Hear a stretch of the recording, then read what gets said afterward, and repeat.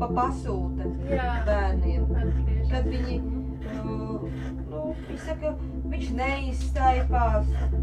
Es jau griežu taisnajā diegā, ja, ka tās rokas neaiziet. 15, man liekas.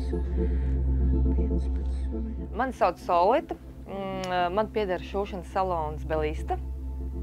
Un es šuju uz pasūtījumiem un arī uz tirdziņiem braukāju. Lielāka auditorija ir Romas. Viņi saka, es negribu, ka mans bērns Pepko stāja kā mazbērns. Sākās tā, kad es aizgāju projām no fabrikas. Fabrikā nostrādāju 20 gadus šūšanas fabrikā. Un es gribēju pati izveidot kaut ko savu. Piedalījos NVA projektā un dabūju līdzfinansējumu. Un pēc tam vēlāk arī piedalījos grantu konkursā, kur dabūju izšķirmošu mašīnu un vēl klāt arī izšūšanas kursus. Es sadarbojos arī ar pašvaldībām. Es esmu šuvis skolai krēslus, arī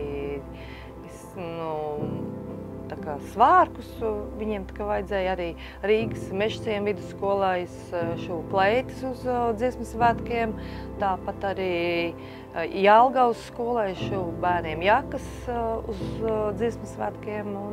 Tie ir tādi lielāki projektiņi. Bet tā individuāli nāk cilvēki, viņiem vajag tāpat tās atšūt biksēm galus un aizkarus un tādas nieciņas, bet arī vēlās kaut ko uzšūt sev, piemērotam izmēram un arī tāpat izšūt vēlās kaut kāds iniciāļus vai arī kaut kāds uzrakstiņus, piemēram, bērna dzimšanas gadus un tur kaut kādu zīmējumu klāt vēlās un līdz ar to man tas tāds bonus ir tam manam izšūšanas salonam. Uzlūca šitas.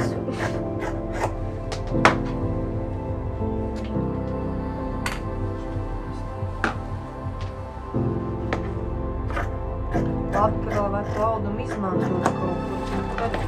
Tie, kas šuj tās baitas,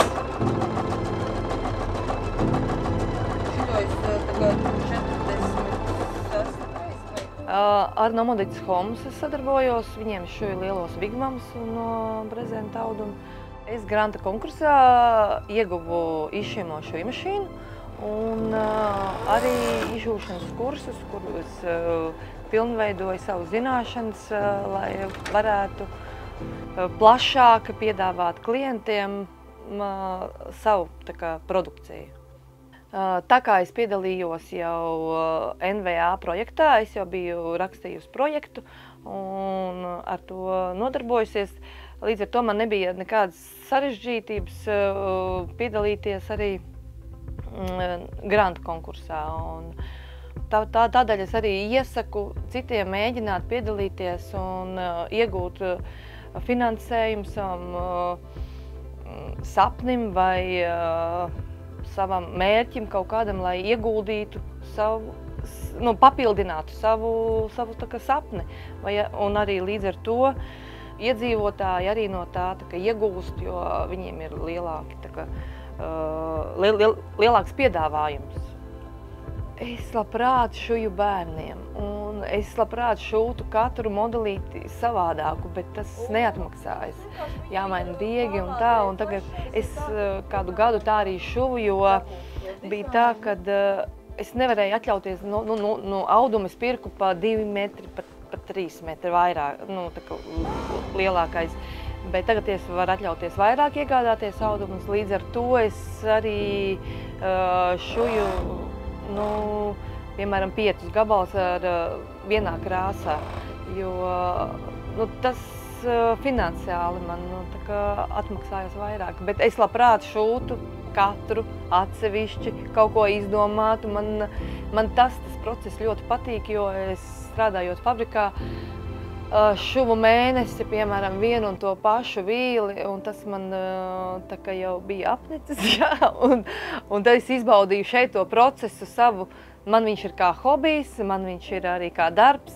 Man jau vīrs brīžiem saka, ka tu nāks mājās, jo pulkstens ir 8, bet man tas patīk, ko es daru. Un līdz ar to Es baudu to procesu, ko es daru.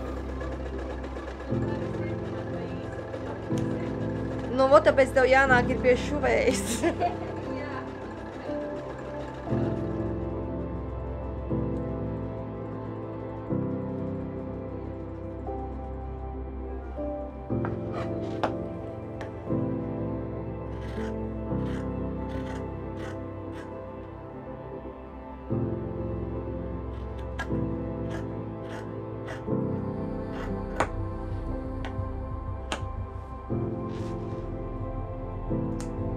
Nē, nu jā, man ir diezgan iekārtas un tā, bet es vēl gribu siltumpresi iegādāties, jo tad var aplikācijas līmēt, un man ir viens klients, kuram es arī līmēju viņa logo virsū, un man ar gludekli mazliet sarežģīta, un es to vēl vēlētos iegādāties, bet šujmašīnas vairs tā kā es nevaru iegādāties, jo vīrs man teica, ka viss pietiek. Tad mēs būsim pirmajā stāvā. Bet es arī vēlētos vēl kādu darbinieku, bet tas ir saistīts nevis ar šūšanu, bet man būtu labi, kad viņš man liktu internetā manu produkciju, es gribu izveidot interneta veikalu, ar to ņemties, jo tas paņem ļoti lielu laiku, kamēr es nofotografēju, man principā paiet pusdiena, kamēr es ielieku internetā, un to jau klients nesaprot, ja, kāpēc tas produkts beigu galā ir tik dārgs. Bet es esmu viss vienā grāmatavedis, ja, apkopējs, šuvējs, internetā viss lieku pati, un tā kā līdz ar to man sanāk diezgan vienai pašai to darīt. Tā kā vienu puscilvēku man vajadzētu tādu, kas mani reklamētu un nodarbotos ar internetu veikalu. Es to bet, katrā ziņā ir jādomā, jāsapņo un viss materializējas, ja. Tā kā es domāju, ka nākotnē arī tā būs. Gribu zināt, cik apakš... tas rokas forši man patīk. Un te viņš taču šitai vietiņai kaut kur, pakai es atzīmēšu. Tas?